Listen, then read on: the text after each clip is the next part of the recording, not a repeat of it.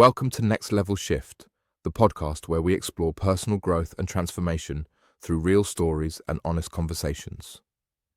In today's episode, we will be sharing my experience from my first 30 days alcohol-free as a first responder and the powerful changes I noticed along the way. Let's dive in. Hey everybody, welcome to episode 3 of Next Level Shift. It's me, Todd, back at it again. On this episode, we're going to talk about my first 30 days being alcohol free as a first responder. This question gets asked all the time. What happened in the first 30 days? I go to a bar, go to a meeting or some kind of social gathering where I usually drink, and they ask, what happened the first 30 days? Well, here it is, my first 30 days alcohol free, and what actually changed me immediately. Now let's kick it off. Why 30 days matters. Basically, it's long enough for your body to reset your habits, reset a whole bunch of things in your life. It's long enough to notice a real clarity, whether it comes to mental clarity, your body adjusts a lot, especially your skin. A little bit of weight loss happened with me. And it's long enough to feel the cultural pressure weigh in. So some folks would be like, oh man, you're not drinking, it's just 30 days. It's okay, cool. You get that a lot with Sober October and January. After that, they're like, hey, what are you doing now? Especially if you do it around the holidays, like I started off with. A lot of people ask, oh, you're just doing it for 30 days? But like, oh, I'm just doing it for the holidays. A lot of people don't get it. It's still short enough to still in those aspects when it comes to, hey, I'm going to take a break for 30 days. That's pretty normal. A lot of the physical changes I've seen in the first 30 days, I had a lot more energy. It's crazy. I actually got good sleep. Wake up cleaner. So I usually wake up about 4:30 every morning, get my day started. Sometimes just the little things, shaving my face, brushing my teeth, just getting the ball rolling earlier than most folks. I also get real good sleep. So that first week or two, I was pretty normal. And then after that third week, I was getting 9 hours of sleep. And when my head hit the pillow, I was asleep. There was no fumbling around, trying to find a good, cool spot, depending on the person. I had less inflammation and less bloating.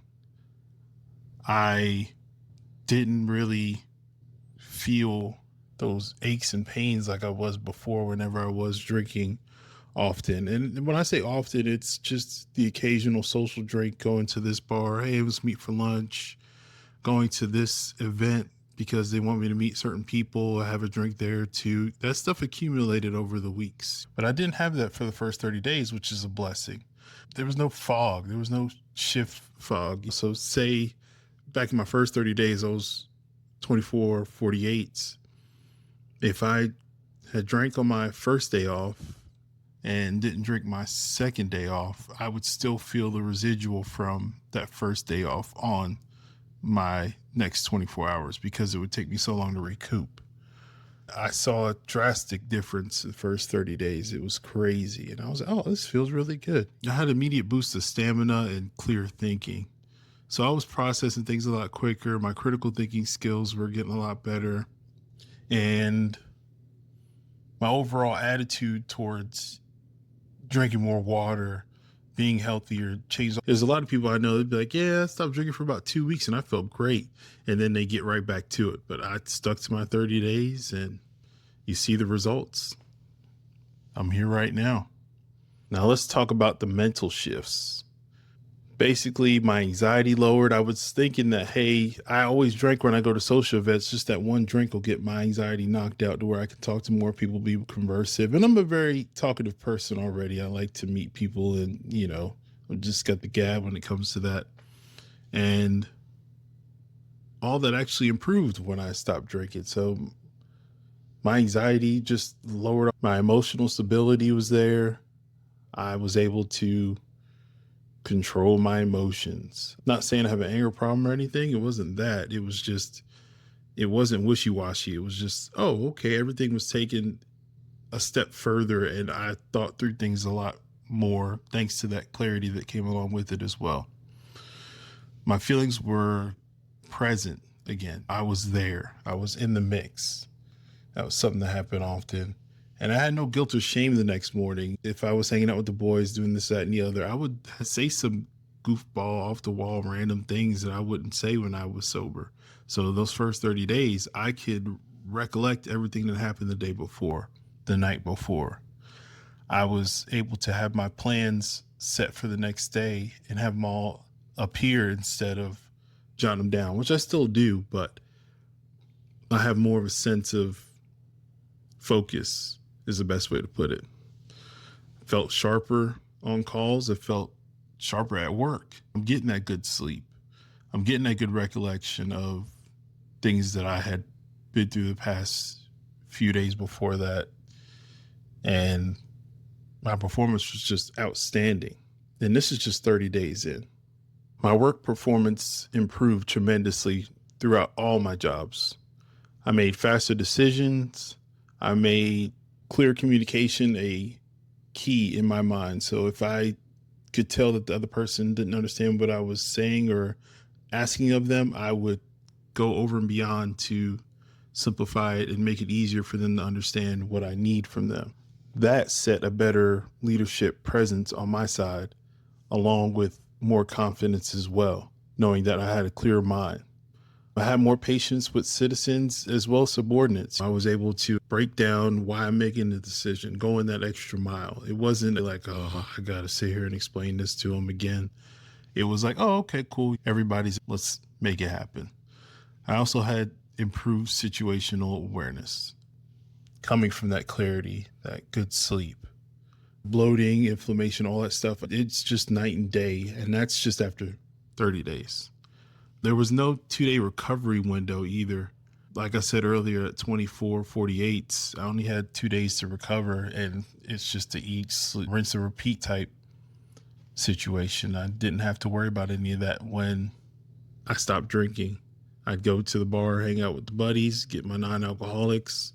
Yeah, they're empty calories, but they're not as much. I'm not eating as much. It's just a twofold. It was great and everybody accepted it. But this is just the first 30 days. So imagine when I go 60, 90, so on and so forth. People are going to be like, man, are you okay? And that would happen. We'll talk about that soon. So cultural pushback and support.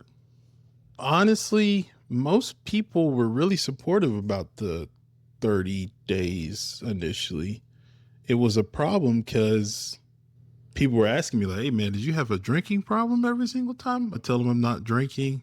And most of them, once I broke it down to, hey, I'm doing this experiment, just bear with me, this is that and the other. They're like, oh, okay, cool. Just making sure. Some people didn't support it. They were like, okay, it's a little weird, but all right, cool. But I also told them, hey, if I told you I stopped drinking water, they'd be like, oh, okay, it wouldn't be a problem. But yeah, eventually they grew into it and they're like, oh, okay, yeah, man, go do your thing, enjoy yourself. Some people actually avoided the topic. You tell them, hey, I'm not drinking for the next 30, 60, 90 days. They're like, oh, okay. Ask them if I have a problem, and then that's it. Knowing that they might actually benefit from taking a break as well. Some secretly wanted to try it, and it's kind of cool because they would hit me up. They would hit me up on IG or text me or something like that. Like, hey, I'm really interested. I really like what you're doing. I'd like to do it too. Give me some insight on this. And some folks really stopped drinking just from seeing me not drink as well. It's kind of cool. Breaking out of tradition is uncomfortable, but it outweighs the cycle that I have been for years and years and years. I gain respect from some people that I didn't expect either. They'd be like, hey man, much respect, see what you're doing, good on you, keep up the good work. And that was really cool. The challenge of social settings. So my off days, I would usually go watch football, go hang out with some friends at the bar and talk about the drama that they might have going on in their life, just to kick it. Around the time I started, it was holidays. So Thanksgiving, Christmas, New Year's. A lot of family members were like, hey, here's a drink. I want you to try this. And I was like, nah, I'm good. I'm trying to stay sober for a while. That was a really big eye opener that the holidays were a big celebration for everybody to have some kind of beverage, whether it's rum, whiskey, you name it, especially eggnog. Like I said before, I love eggnog. I did also come to realize that drinking necessarily wasn't a necessity for holidays for me. And what I do is just grab a non-alcoholic beer and drink it up. I have them all stashed to the side because they're a little bit more expensive than regular beer. Just sipping it and hanging out, have that clear mindset. And I felt like that actually helped me develop to be a better social, non-alcoholic drinker myself. So the biggest ones I had the first 30 days felt clear all the way together. Woke up with a clear mind, clear head. It wasn't that little. Loved it when I was around my family during the holidays. And I could remember what we did the night before. And I was able to eat more the next morning, waking up like, hey, you know what? That was really nice.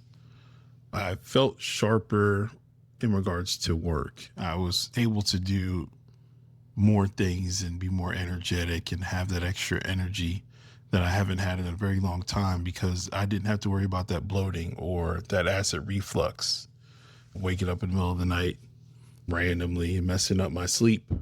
I had a moment when I was in the country of Dominica and it was their Independence Day. It was one of my diving trips. And they had asked me, hey, do you want to come celebrate with us in the village? And that was pretty hard for me because I like to be culturally diverse when it comes to different countries and the places I travel. And I actually told them no. I was like, you know what? I'm not going to be able to come hang out with y'all. I'm sorry. I'm going to kick it here in the room. Why? Because their culture is big into rum and stuff like that. And I would feel some type of way if I go down to the village and one of the people that are imbibing and enjoying themselves like, hey, here's a drink. And I'm just like, no. I feel like that would just be uncomfortable for everybody, especially not knowing their native language and all that good stuff. I mess up the vibes. So I said no. I felt like that was a big win for me. They appreciated it. I didn't tell them why, but they were just like, oh, okay, cool. I actually made somebody else go instead. It's funny.